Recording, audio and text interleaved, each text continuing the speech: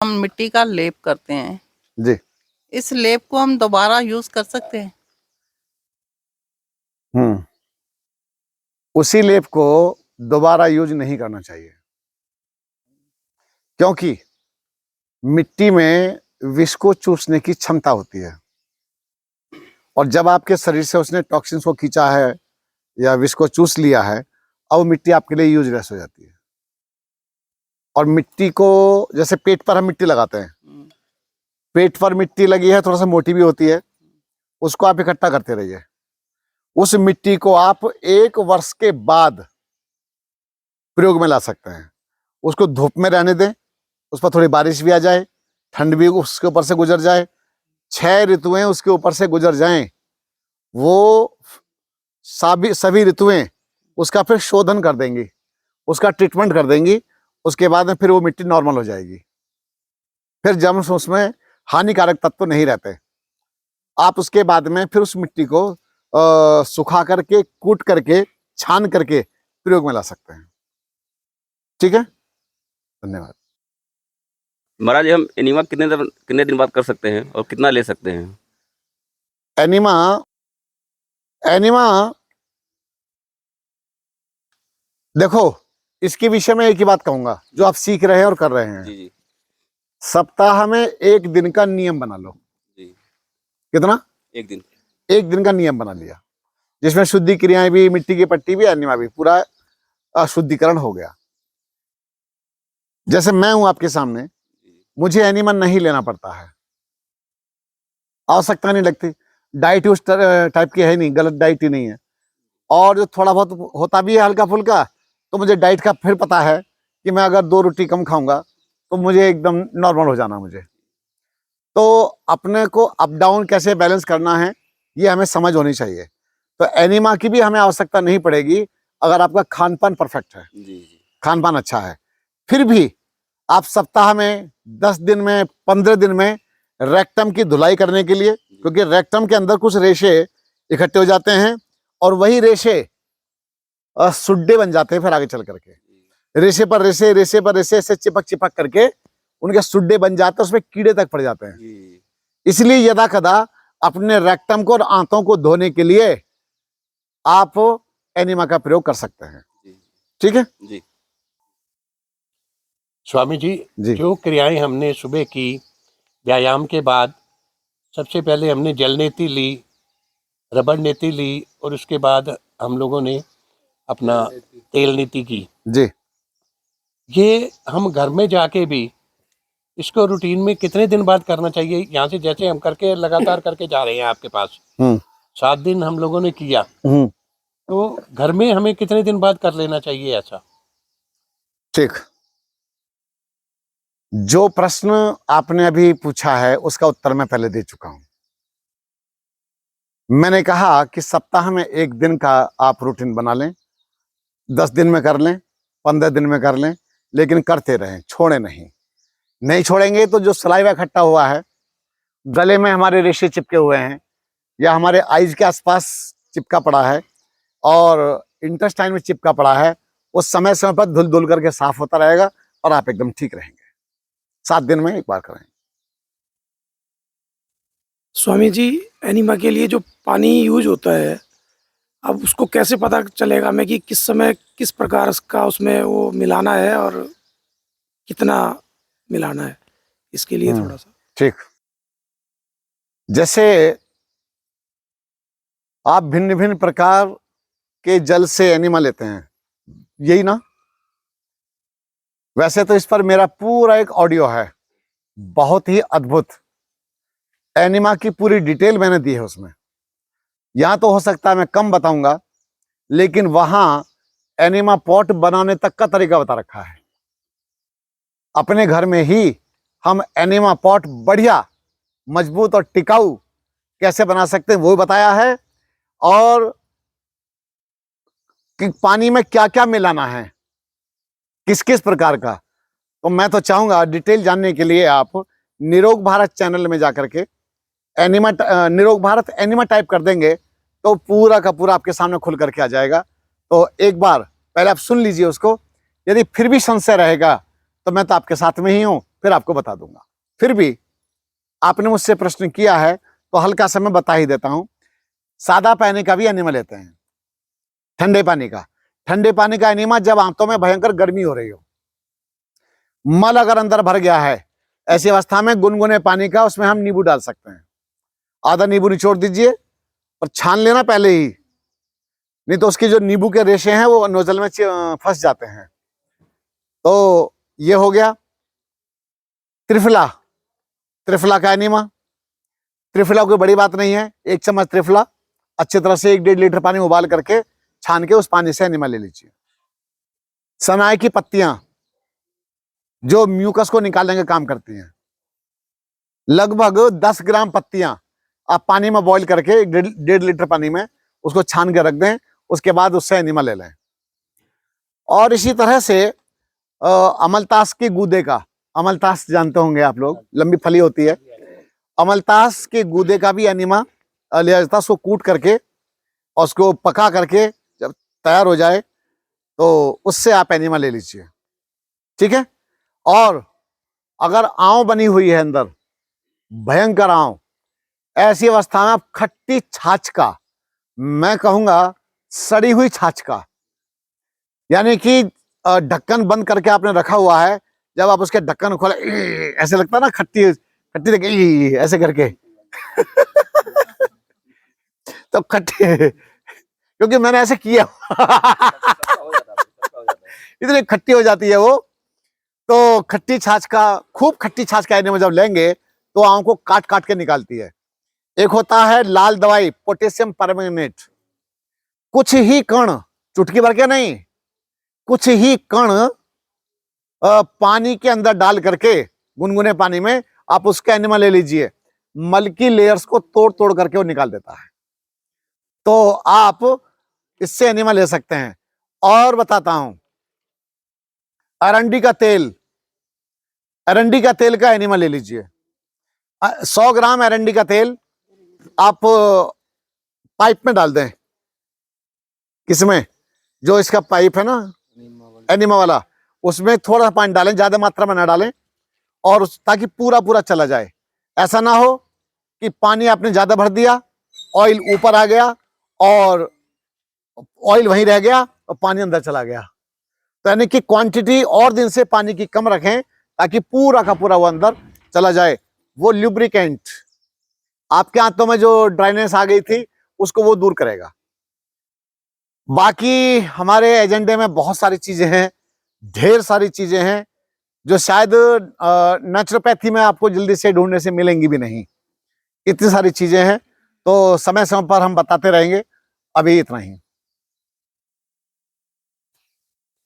Enema के बाद कौन सा भोजन उचित रहता है? क्या हमेशा सूप ही लिया जा सकता है या कुछ और भी? जिस दिन आपने एनिमा लिया हो, पहली बात तो ऐसा करें, सबसे बढ़िया और उत्तम उपाय आपके लिए, सप्ताह में 1 दिन का, जैसे कई लोग व्रत करते हैं, ये बात अलग है कि व्रत के नाम पर बहुत सारी चीजें खा जाते हैं। तो जो व्रत करते हैं उस व्रत में, अब उस व्रत को मेरे अनुसार करो, भगवान जी को खुश करने के लिए मत करो, आप स्वयं को ठीक करने के लिए करो। भगवान जी आपसे नाराज नहीं होते, हमारे बड़े बूढ़े परमात्मा हमसे वैसे नाराज नहीं है। कर्म अच्छे तो सब अच्छा है। उस दिन आप लिक्विड, तरल पदार्थ पे रहो, जिस दिन आपका शुद्धिकरण का दिन हो। ऐसा मान के चलो कि भाई आज का जो दिन है मेरा, आज मुझे शोधक फल लेना है और मुझे शोधक रस लेने हैं, हल्का हल्का कोई जूस लेना है, खीरे का रस, लौकी का रस, नारियल पानी, ऐसे करके आप पूरा दिन निकाल दीजिए, ठीक है। तो पूरे दिन आपका शरीर हल्का भी रहेगा और जो टॉक्सिन्स वगैरह थोड़ा बहुत इकट्ठा हो भी गया होगा, वो रस आदि के प्रभाव से वो भी सब ठीक हो जाएगा। इतना बढ़िया सटीक समाधान कि उस दिन आप केवल रस पर ही रहें, और नहीं बात बनती है तो एक सेब खा लिया या कोई संतरा खा लिया, ऐसी कोई भी चीज, हल्का फल आपने ले लिया, उस दिन आप बढ़िया आनंद से रहे, ठीक है। गुरुजी, पेट में जैसे खुश्की हो जाती है, नसें खुश्क हो जाती है, उसको कैसे दूर करें? हाँ ठीक है बेटा, जैसे आपने अभी पूछा कि अगर पेट में खुश्की हो जाए तब उसका क्या करना चाहिए, क्या उपाय करें उसके लिए, यही है ना। हाँ जी, हाँ जी। पहले नंबर, ट्रीटमेंट करना बेकार है। खुश्की आई किन किन चीजों के खाने से है उस पर ध्यान दो। उदाहरण के लिए चाय, कॉफी, कोल्ड ड्रिंक, चुनाव आपको देखना है उसमें क्या क्या चल रहा है। परोठे, तली हुई चीजें, ऑयल की चीजें, और चीनी का अधिक प्रयोग, नमक का अधिक प्रयोग, मसालों का अधिक प्रयोग अंदर खुश्की लाने उसमें, उससे गर्मी भी बढ़ेगी और खुश्की भी होगी। आप देख लेना पहाड़ों में भी जहां गर्मी होती है वहां खुश्की होती है, और जहां खुश्की होती है वहां गर्मी भी ज्यादा होती है। यहां पर वो हालत नहीं है क्योंकि यहां पर नमी है। तो इसी प्रकार से खुश्की जिन जिन चीजों से बढ़ रही है उन पर प्रतिबंध लगाएं। सबसे पहले आप खुश्की को दूर करने के लिए खीरे का रस, लौकी का रस, नारियल पानी और नारियल का दूध, इसका सेवन करें। और इसके साथ साथ शरीर के अंदर से करें सफाई, जैसे जल नीति, रबर नीति, तेल नीति, कुंजर क्रिया। मुलैठी के पानी से कुंजर क्रिया करना चाहिए। मुलैठी इतनी बढ़िया चीज है कि मुलैठी अंदर से इन्फेक्शन को भी दूर कर देती है। जो एसिड ने सिस्टम को अंदर से फूंक रखा है वो एसिड को भी निकालने में सहयोगी बनेगी, कफ को निकालने में सहयोगी बनेगी, और उसके साथ साथ तेरे पूरे सिस्टम को, पूरे ऑर्गन को ठीक करना शुरू कर देगी। तो वहां की ड्राइनेस खत्म कब तक नहीं होगी, जब तक जमा हुआ एसिड नहीं निकलेगा, जो कफ वहां सड़ रहा है वो नहीं निकलेगा। आंतों में जो मल की लेयर्स चिपकी पड़ी हैं और जिससे आपका पेट सब टाइट रहता है, तो उसको जब तक हम साफ नहीं करेंगे तब तक पूरी तरह से ड्राइनेस जाएगी ही नहीं, क्योंकि खुश्की की जड़ वहां है। उसको साफ करने के लिए आप अपनी डाइट को चेंज करें और इसके साथ साथ कुछ शोधन क्रियाएं, शुद्धि क्रियाएं करें, मिट्टी की पट्टी, एनिमा आदि का प्रयोग करें, और मैं समझता हूं इसी से वो ठीक हो जाएगा। आजकल एक चीज चल रही है, तरबूज का रस अद्भुत है। ये वेट भी कम करता है, पेट भी कम करता है, और आंतों में जो कचरा जमा होता है उसको भी निकाल देता है तरबूज का रस। आगे थोड़े समय के बाद एक चीज आने वाली है जिसका नाम है नाशपाती। अभी आ गई क्या? अच्छा चलो, तो नाशपाती, 3 करेले, 1 खीरा और 1 बड़ी नाशपाती, इनका जूस निकालिए और उसका सेवन कीजिए, पी जाइए। और पीने के बाद आप देखेंगे पहले तो अंदर बादल से गरजेंगे, और बादल से गरजेंगे तो वर्षा हो जाएगी, यानी कि लूज अंदर से सफाई होगी और आप एकदम तृप्त हो जाएंगे। अंदर आंतों की होगी सफाई, और जैसे ही आंतों की सफाई होगी कहेंगे वाह आनंद आ गया यार। तो भैया आप उन चीजों का सेवन करेंगे जो चीजें आपको खुश्की नहीं बढ़ा रही हैं, ठीक है। वो क्या चीजें हैं? सादा हरी सब्जियां, फल, सलाद, स्प्राउट्स, ऐसी चीजों की तरफ बढ़ जाएं। धन्यवाद। वीडियो तो मिल गया।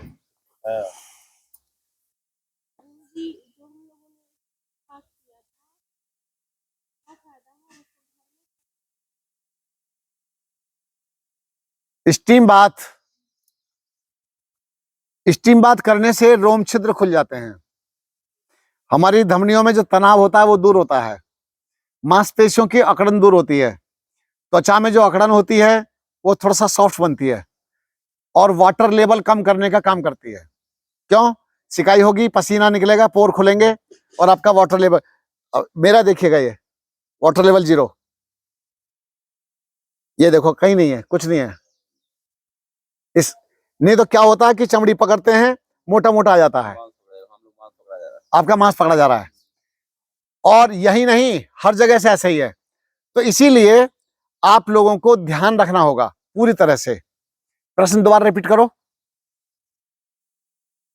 तो वाटर लेवल को ये कम करने का काम करती है, यानी कि जो हमारे स्किन की लेयर्स में भरा हुआ है ना, आपको तो लगता है मांस है, मांस नहीं है, वो वाटर लेवल भरा हुआ है, और वो आपको दुखी करता रहेगा आगे चल करके।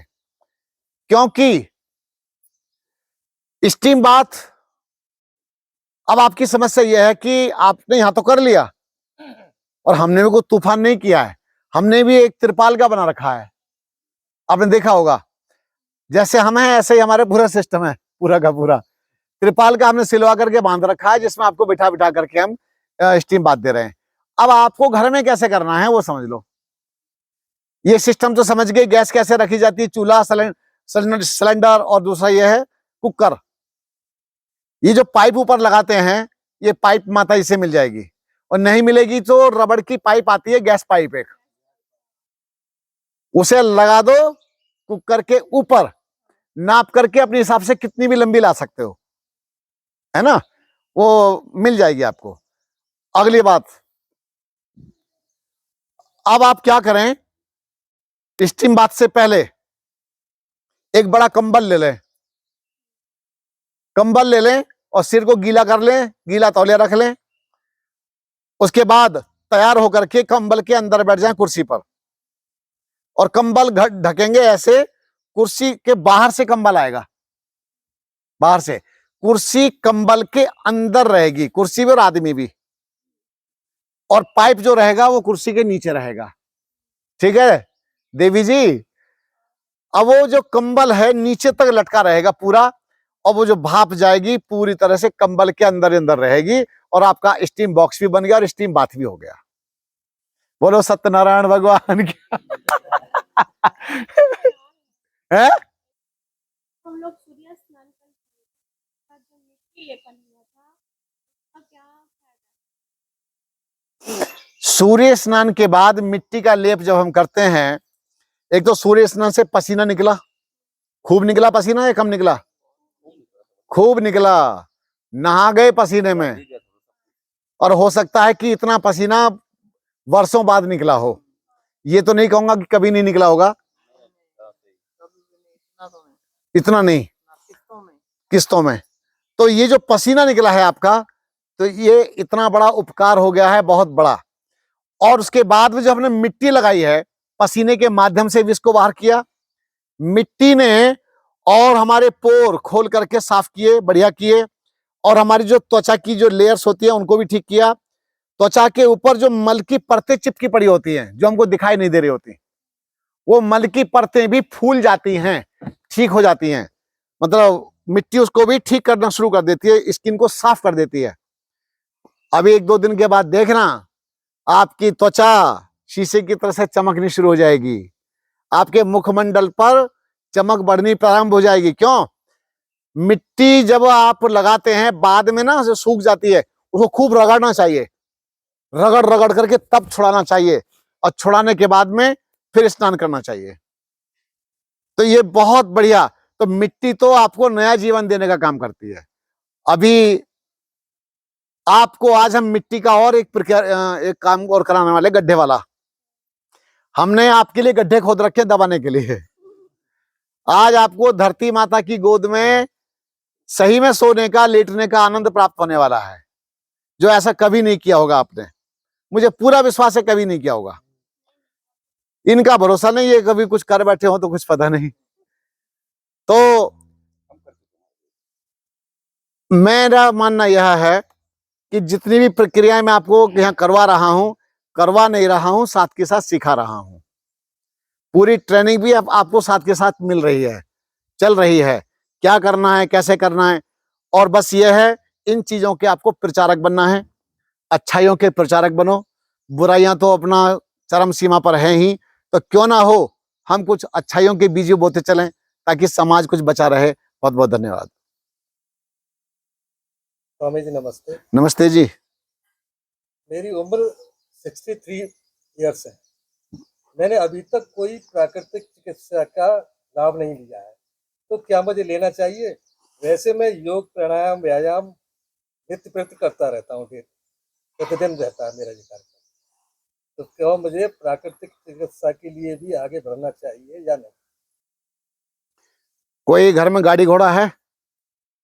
स्कूटर, मोटरसाइकिल, हाँ जी, साइकिल, सब कुछ है। कार है? हाँ, बच्चों के पास बच्चों के पास है, और आपकी है वो भी। हाँ जी, तो कभी सर्विसिंग होती है उसकी? नहीं। हाँ जी, क्यों? सर्विस क्यों कराते हैं? सर्विस कराते हैं, सही तरह चले वो आगे के लिए। हाँ, ये प्राकृतिक चिकित्सा नहीं है, ये बॉडी सर्विस स्टेशन है। मनुष्य की बनाई हुई जो गाड़ी है उसकी तो 5, 7, 10 हजार किलोमीटर चलने के बाद ही वहां सर्विस स्टेशन खड़ा कर देते हैं, और ये परमात्मा की बनाई हुई गाड़ी को 63 साल तक खींच कर ले आए। तो इसका तो कम से कम हर वर्ष, ज्यादा भी नहीं, वैसे साल में 2 बार, अन्यथा प्रतिवर्ष तो होना ही चाहिए। हर बार जाना चाहिए, सेंटर में जाकर के रहो और अपना डिटॉक्सिफिकेशन करवाओ और पूरी शरीर की सर्विसिंग कराना चाहिए। ये जो मार्ग है रोगी से निरोगी और निरोगी से योगी बनने का मार्ग है, ये वाला जिसे हम चल रहे हैं जिस पर, तो इसी मार्ग पर अवश्य आना चाहिए।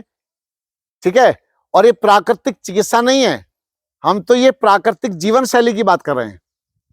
ये प्राकृतिक जीवन शैली, अब इसको हम चिकित्सा कह रहे हैं। लोग पहले जीते ही ऐसे थे, पहले लोगों का जीवन ही ऐसा था।